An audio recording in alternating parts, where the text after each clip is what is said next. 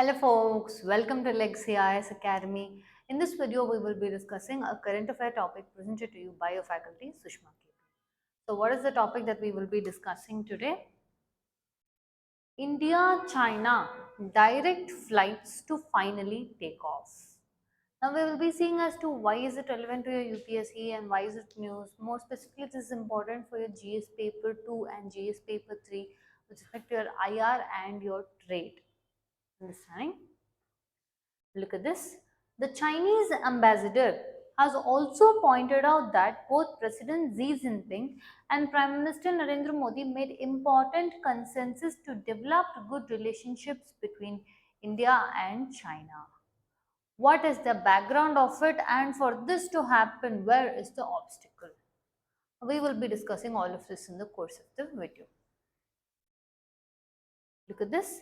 Chinese ambassador to India Zhu Fihong has expressed hope that the direct flights between India and China will resume soon. Now, as usual, I will tell it you like a story. You listen to it like a story. So what happened, if you see now, the talk is about resuming of direct flights between your India and China, which means where did the break happen? First and foremost, in 2019, after the outbreak of your COVID pandemic, direct flights between India and China were stopped. Following that, the 2020 border clashes in the Galwan Valley also led to a period of completely cold phase between India and China on various fronts that also meant connectivity.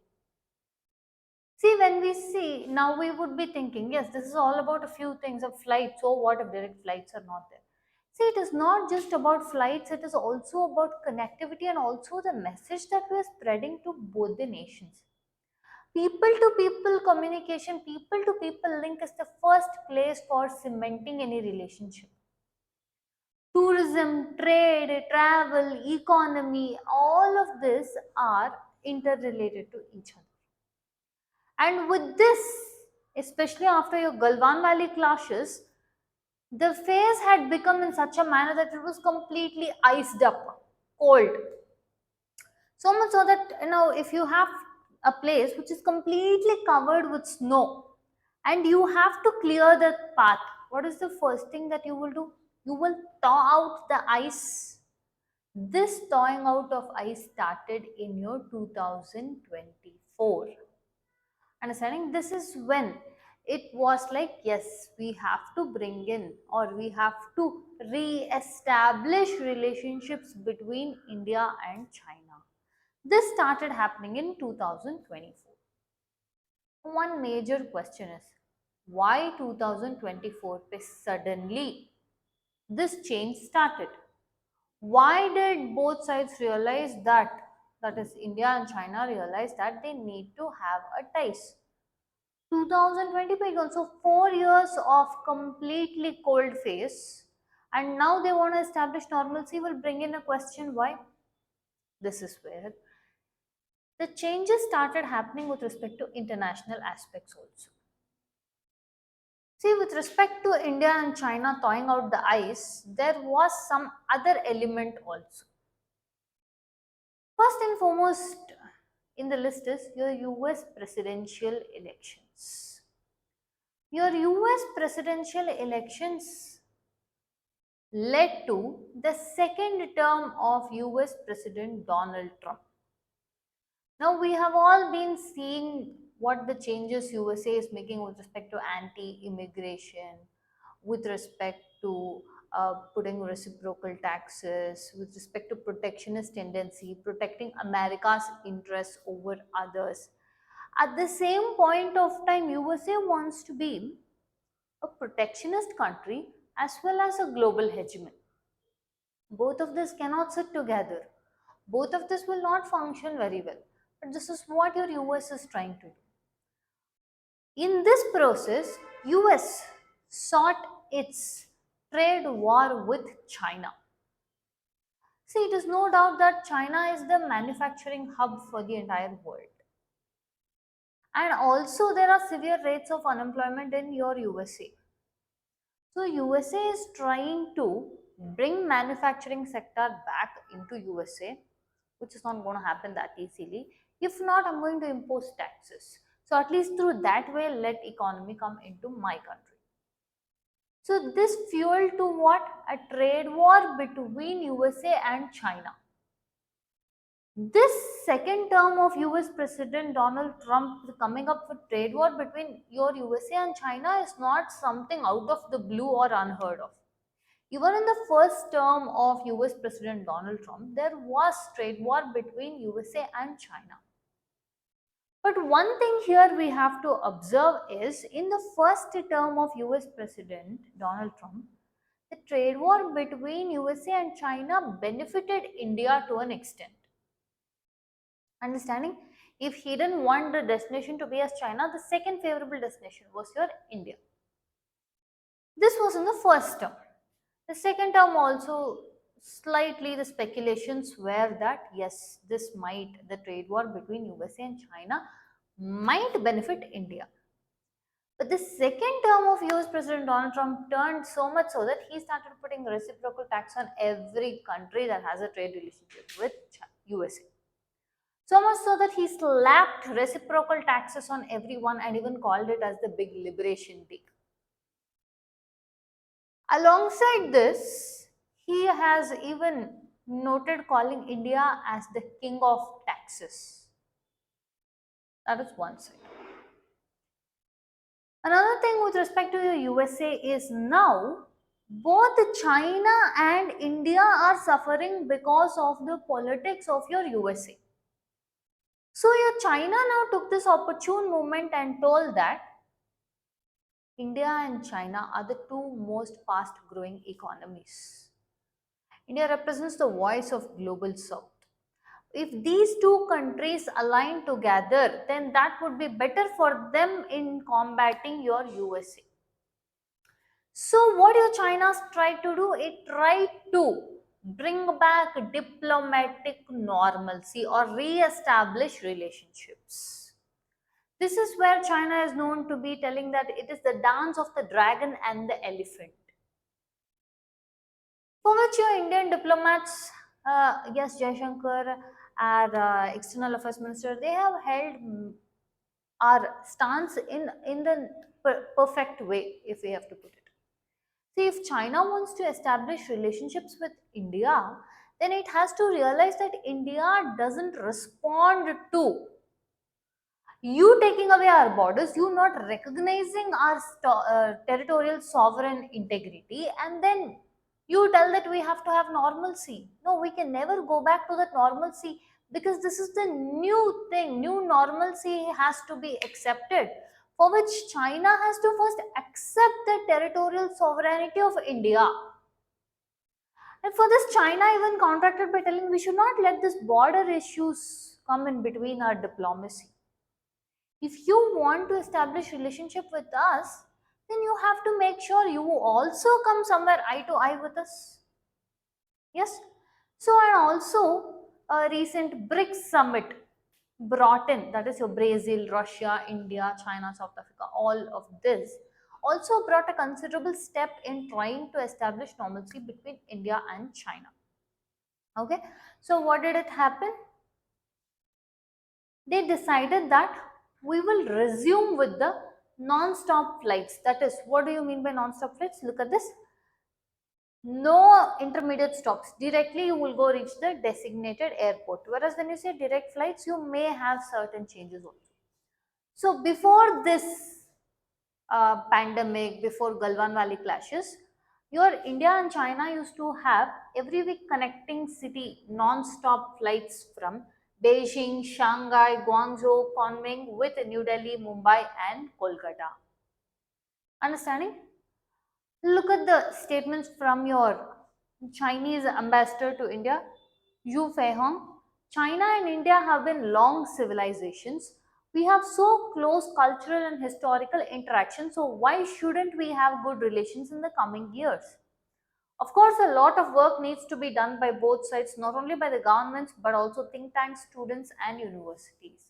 This what in the beginning of the video we said cultural mix, people to people link has to be there. Understanding?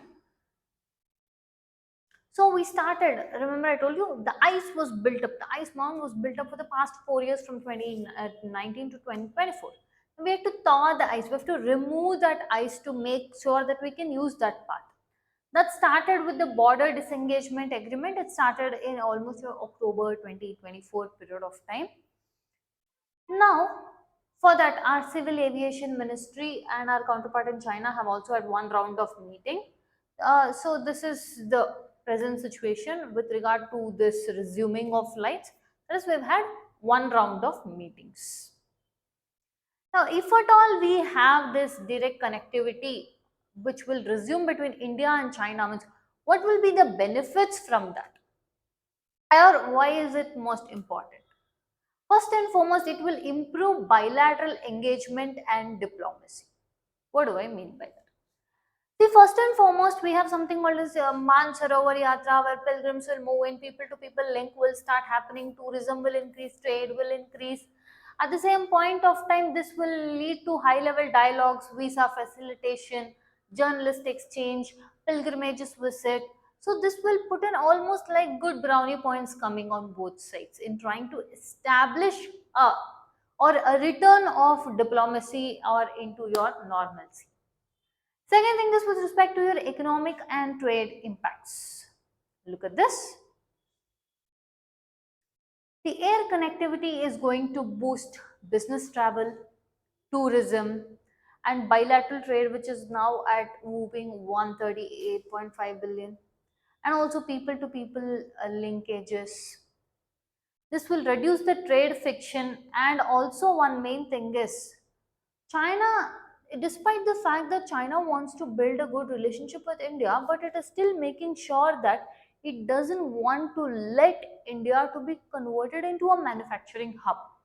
It is very keen on making sure of that. It does not allow any of its capitals to come invest in India. It is very stringent policies. So at least if this happens, we might have a hope that that might reduce and we might be able to capitalize on that. Understanding? And somehow if they will be able to import Indian goods. Now, with respect to geopolitical dimension, first and foremost, see now it is no more of a hard truth that it has to be swallowed or a bitter pill that India is a part of Quad, which China calls it as Asian NATO. According to our External Affairs Minister, yes, Jayanagara, he has clearly held that no, it is not an Asian NATO. It is not a military alignment. Recently, you would have seen Russia coming out and telling that USA is forcing India to engage into military support with respect to Quad. Look at the word Russia used, forcing India. So China is viewing Quad with distrust. Understanding? So in this case, when we are trying to move towards China, it is always going to view India with a distrust because of its participation in Quad. Right? So this act of soft power diplomacy, this opening up of people to people linkages, trade, all of this is more of your soft power diplomacy which will ease over the pressure of your Quad. Understanding? See, growing partnership with USA. If we have to tell something about USA, it is bad if you are the enemy of USA, but it is worse if you are the friend of USA. So, on either side you are, with respect to USA, you cannot expect a lot of fair treatment, which USA claims now that US is not treated fairly elsewhere and everywhere, according to. So these things will bring in from confrontation to diplomacy alongside your solving of your border clashes also.